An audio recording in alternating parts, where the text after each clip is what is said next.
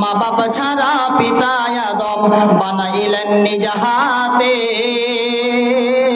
পিতা ছাড়া পুত্র ঈসা মারিয়ামের কোলেতে। কে বাহা বড় কারিগর, আরে কার বড় শান, কে পারে বুঝিতে তোমার শান, দয়াল রহমান কে পারে বুঝিতে তোমার শান। আমার ভাইরা, আল্লাহ পাকের অনেক দয়া। আচ্ছা, এই পৃথিবীতে অনেক মানুষ আছে, কোনোদিন দেখেছেন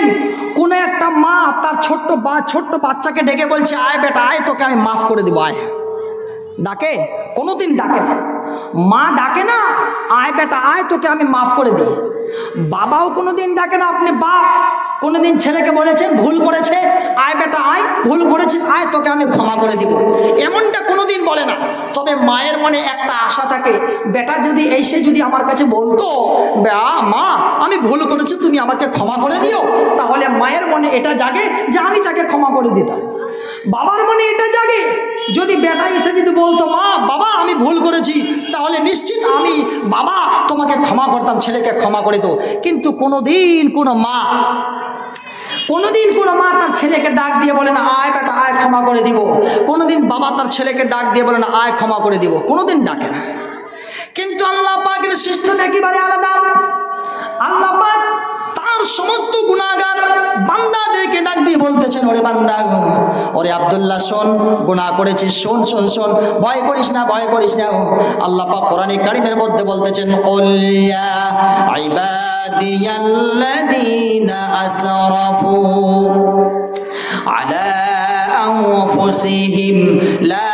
তাকনাতু মির রাহমাতিল্লাহ। আল্লাহ পাক বলেন, নবী হে আপনি আমার বান্দাদেরকে বলে দিন, আল্লাহ পাক তার সমস্ত গুনাহগার বান্দাদেরকে ডাক দিয়ে বলেন, ওরে আব্দুল্লাহ আয় শোন, গুনাহ করেছিস বান্দা, ঘাবড়িয়ে যাস না, লা তাকনাতু মির রাহমাতিল্লাহ, আমার রহমত থেকে বান্দা তুই দূরে সরে যাস না। এ বান্দা, নিজের নফসের প্রতি জুলুম করেছিস, গুনাহ করেছিস, বিড়ি টেনে টেনে ঈমানটা ধোঁয়ায় লাগাই দিয়েছিস, খৈনি মলে মলে শেষ করে দিয়েছিস, জিনা করে করে সব শেষ করে দিয়েছিস। বান্দা তোর কত জুনা তোর যতই গুনাহ হোক না কেন রে বান্দা,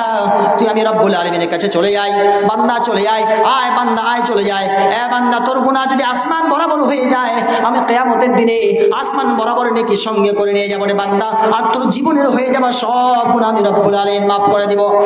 বান্দা, তোর গুনাহ যদি জমিন বরাবর হয়, আমি রব্বুল আলামিন কিয়ামতের দিনে বান্দা জমিন বরাবর তোর সামনে ডেকে নিয়ে যাব, আর তোর জীবনের হয়ে যাবা সব গুনাহ আমি রব্বুল আলামিন মাফ করে দেব। আল্লাহর নবী তিনি বলেন, ওয়ালাউ কানাত মিথলু জাবাদিল বাহর, বান্দা রে তোর গুনাহ যদি একটা সমুদ্রে ফেনার সমান বান্দা তোমার যদি গুনাহ হয়ে যায়, বান্দা তুই যদি আমি রব্বুল আলামিনের কাছে একবার আসিস,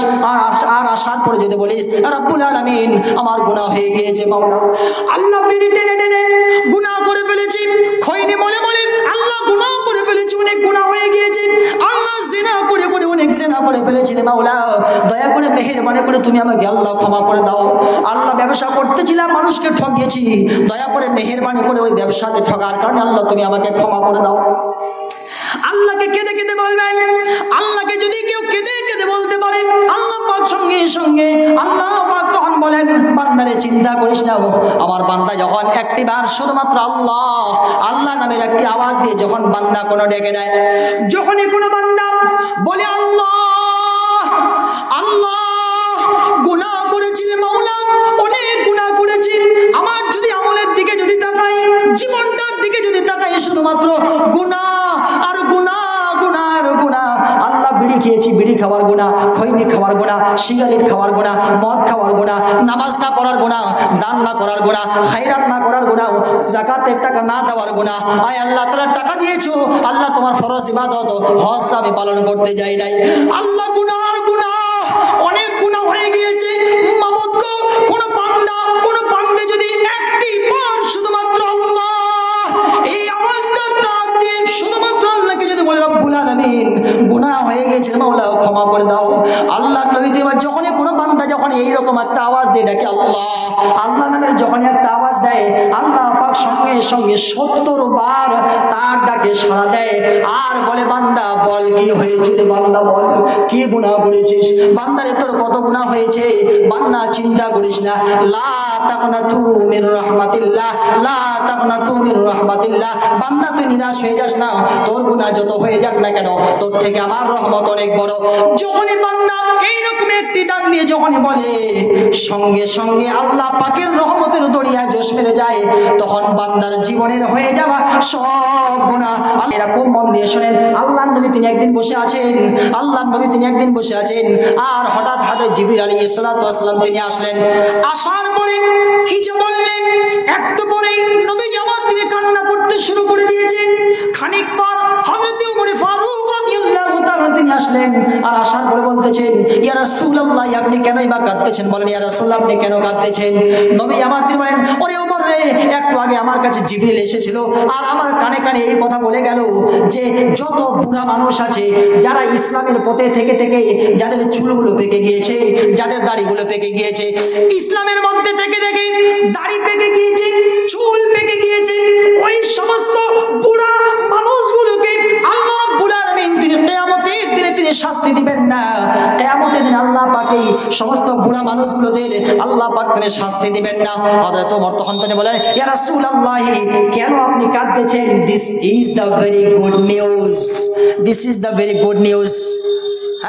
this is the very good news after listening to this good news why are you crying ya rasulullah আপনি কেন কাঁদতেছেন এটা তো একটা ভালো খবর আল্লাহর নবী তখন বলেন ওমর রে আমি নবী তুমি জানো না আমি তো এই জন্য কাঁদি যেই সমস্ত বুড়া মানুষগুলোকে আল্লাহ রাব্বুল আলামিন কিয়ামতের দিনে তিনি শাস্তি দিতে চান না ওই সমস্ত বুড়া মানুষগুলো আবার কি করে আল্লাহর সঙ্গে নাফরমানি করে এখন অনেক বুড়া মানুষ আছে যাদের বয়স হয়ে গিয়েছে এখনো 60 বছর হয়ে গেছে এখন পর্যন্ত মসজিদে আসেনি এমন লোক আছে না নাই আছে না অনেক বুড়া মানুষ হয়ে গিয়েছে 60 বছর হয়ে গিয়েছে এখনো মসজিদে আসতে পারে না আজান যখন হয় হাইয়া আলাস সালাহ হাইয়া আলাল ফালাহ আজান হওয়ার সাথে সাথে বুড়া মানুষটা ওই টিভির কাছে চলে যায় টিভির দোকানের সামনে চলে যায় বেটা চা খায় বেটা সিগারেট টানে ও বুড়া মানুষটা এখনো বিড়ি টানতেছে এখন পর্যন্ত তার একটুখানি হোশ হয় না যে আমার তো অর্ধেক পাট তো কবর পর্যন্ত চলে গিয়েছে আল্লাহ নবী তিনি বলেন ওই বুড়া মানুষটার জন্যই তো আমি কাঁদতেছি যে বুড়া মানুষটার সম্পর্কে আল্লাহ পাক বলতেছেন যারা ইসলামের মধ্যে থেকে থেকে যাদের জীবনটা নষ্ট করে দিল ইসলামের মধ্যে থেকে থেকে যাদের জীবনটা শেষ হয়ে গেল ওই সমস্ত বুড়া মানুষগুলোকে আল্লাহ পাক কিয়ামতের দিনে তিনি শাস্তি দিবেন না আবার ওই বুড়া মানুষগুলো আবার আল্লাহর সঙ্গে কি করে নাফরমানি করে একটু কি চিন্তা হয় না একটু কি চিন্তা হয় না ওরে বুড়া হয়ে গিয়েছেন আসি একটুখানি আল্লাহর ওয়াস্তে নামাজ রোজা হজ যাকাত করি অনেক টাকা পয়সা আল্লাহ পাক আপনাকে দান করেছেন অনেক টাকা দিয়েছেন এই টাকা রেখেই বা কি হবে আজকে মাদ্রাসা তাহফিজুল কোরআনের জন্য জালসা হচ্ছে আসেন চট করে উঠে 500 টাকার বা 1000 টাকার 2000 টাকা 5000 টাকা 10,000 টাকার করে নোটগুলো গুনে মাদ্রাসার জন্য দান করে দিই এমনটা তো থিঙ্কিং হওয়া উচিত কখন আপনি শুধরাবেনটা কখন বলেন আজকে না শুধরালে কখন শুধরাবেন একদিন তো শুধরাতেই হবে শুধরাবেন না একদিন প্রত্যেকটা মানুষকে তো একদিন তো শুধরাতেই হবে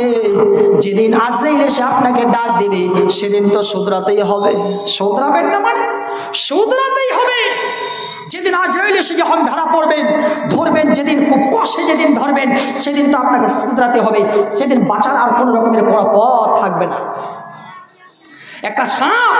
আর একটা ব্যাঙের গল্প শোনাচ্ছি খুব মজার গল্প একটা সাপ আর একটা ব্যাঙ ছিল তারা দুই বন্ধু ঠিক আছে